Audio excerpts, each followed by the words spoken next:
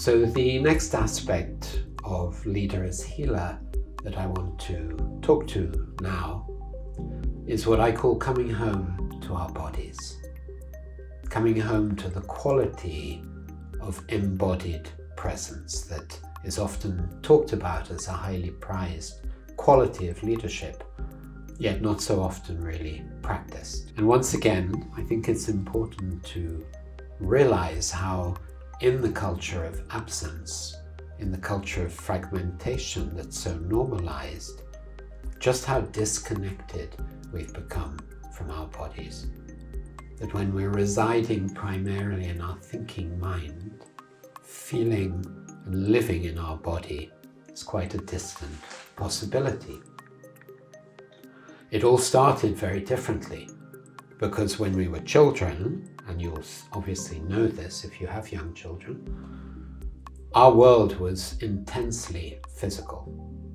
That means that moment to moment to moment, life was a physical experience. We felt everything in our body.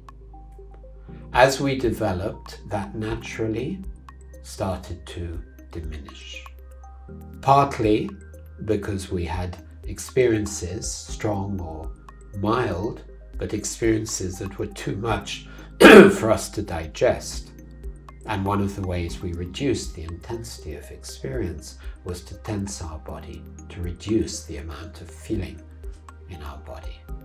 And of course, in our education, we became more and more oriented towards thinking, and physical play and creativity gradually reduced. And as you probably know, there are many people who speak out against that in our education, who speak for the need for creative play, for physical activity to remain a central part of the curriculum. So the consequence of that is that as adults, we largely lose touch with that feeling of I'm here in my body. When we touch it, which may be if we have a great massage, or if we go to a very good yoga class, just imagine how it is if you've experienced this, or even if you haven't.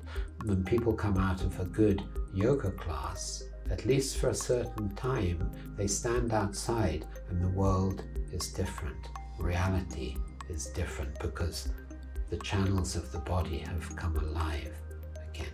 And then when I often ask people, so how much of the time, how much of your day do you live in that aliveness?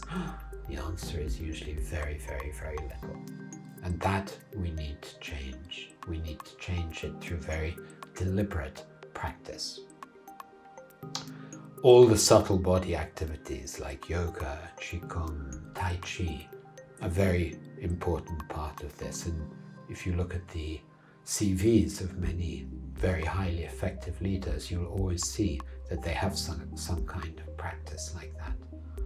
If we take a more aerobic activity like running, swimming, what's really important is that we do it in a connected way. We feel our body.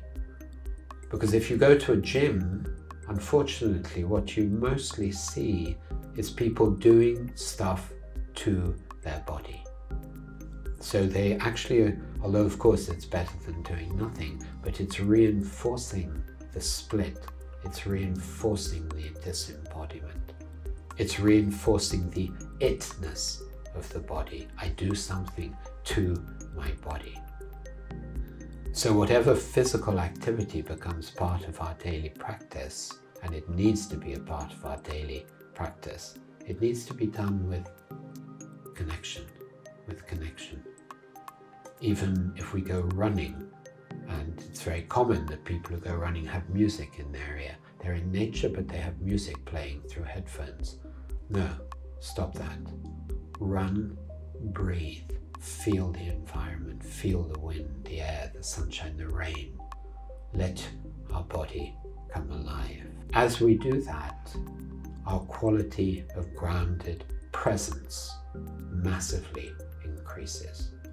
But more importantly than that, we remember the body as an extraordinary source of sensing, feeling the world.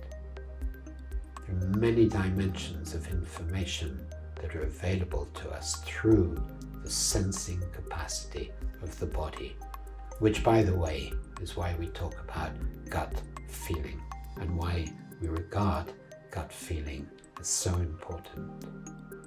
So Leader as healer consistently is working to re-embody himself, herself, and to create a culture where embodiment can flourish, where people can feel at home in their bodies and really therefore much more connected.